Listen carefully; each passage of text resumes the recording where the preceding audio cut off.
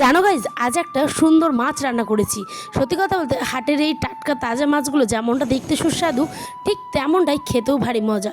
তবে চলো চলো দেরি না করে আজকে শুরু করা যাক। হ্যালো এভরিওয়ান, কেমন আছো সবাই? আশা করছি ভালোই আছো, আমিও ভালো আছি। তাই তো আবার নতুন একটি ভিডিওতে তোমাদের সাথে দেখা করতে আবারও আসলাম ফিরে। তো আজ ছিল বৃহস্পতিবার, হাটের দিন। আর আমাদের গ্রামে কিন্তু বৃহস্পতিবার করেই হাট বসে, জানো।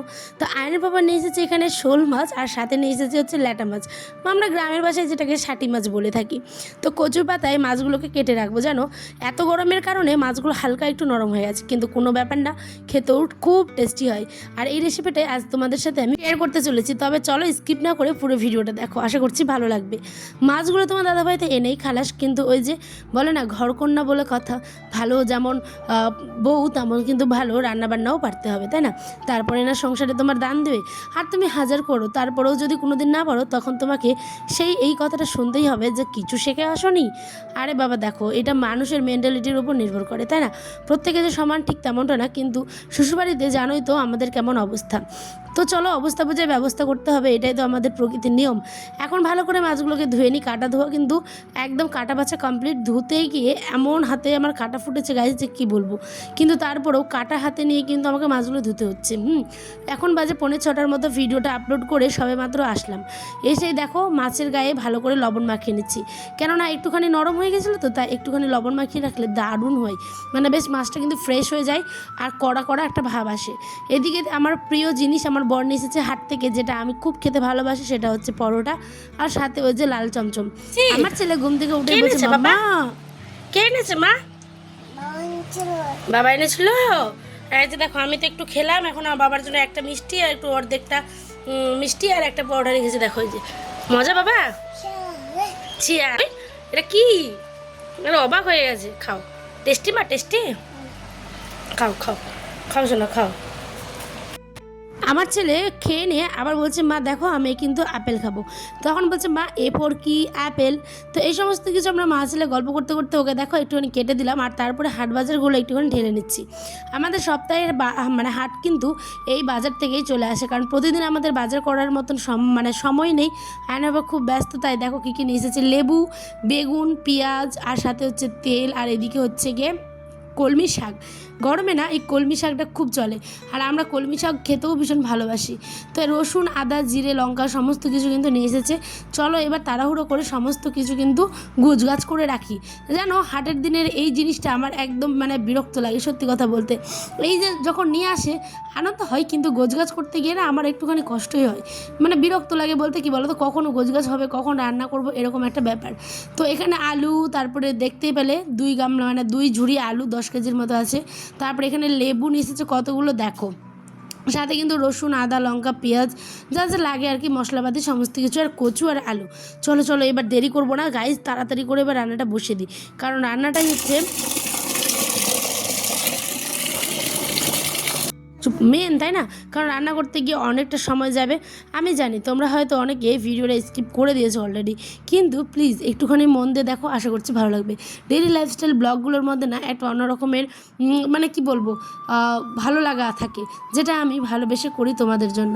তো প্লিজ কেউ স্কিপ না করে কন্টিনিউ করো। এখানে এনেছে শাক, আর শাক না খেতে খুব মজা লাগে, যে কোনো সবজির সাথে এই শাক জিনিসটা যদি খাও তাহলে দেখবে মানে ভাতটা একটু বেশি ওঠে থালা থেকে। তো আমরা তো বাড়ির সবাই শাক খেতে ভীষণ ভালোবাসি। চিরামারা শাক ছিল, তারপরে লেরিয়া শাক, খাটা শাক, এই সমস্ত কিন্তু শেষ।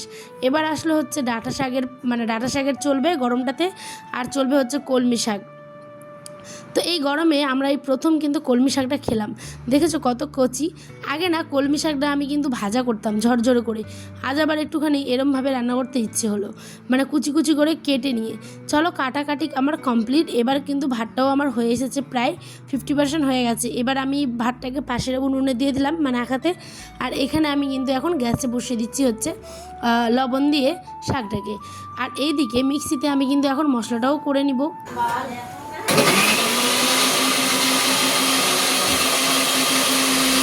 বলতে বলতে কিন্তু ভাতটাও কমপ্লিট। আর এখন কিন্তু আমি যাব হচ্ছে মাছ রান্না করতে।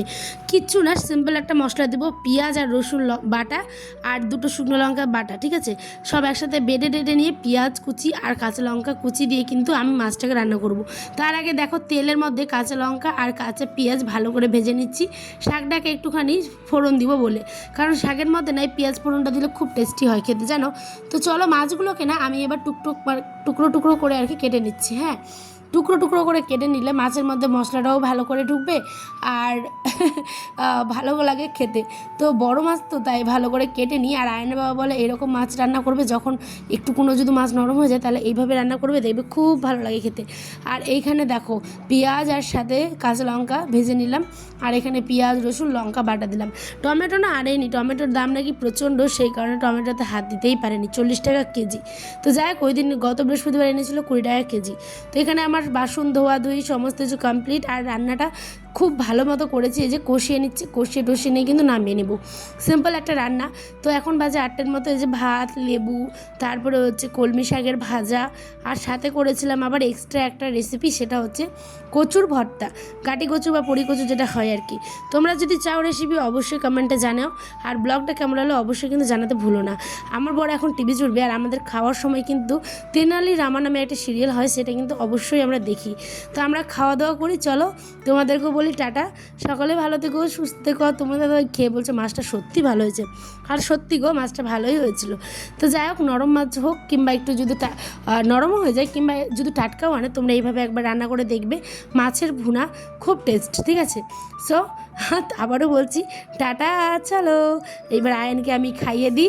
আয়ানকে খাওয়ানোর পর যেন আয়ান আবার বমিও করে দিয়েছে, কারণ অনেকটা খেয়েছে আপেল, তারপরে একটা পুরো খেয়েছে, কী বলো ওটা, পরোটা, সমস্ত কিছু নিয়ে বদহজম হয়ে গেছে হয়তো, তাই আবার রাতে বমিও করেছিল। তো সব কিছু আগামী দিনের ব্লগে থাকবে। আর আমরা আজকে কিন্তু একটা স্পেশাল জায়গা আছে, যেটা কালকের ব্লগে তোমরা দেখতে পাবে। তো টাটা, সকালে ভালো থেকো, সবাইকে অনেক ভালো।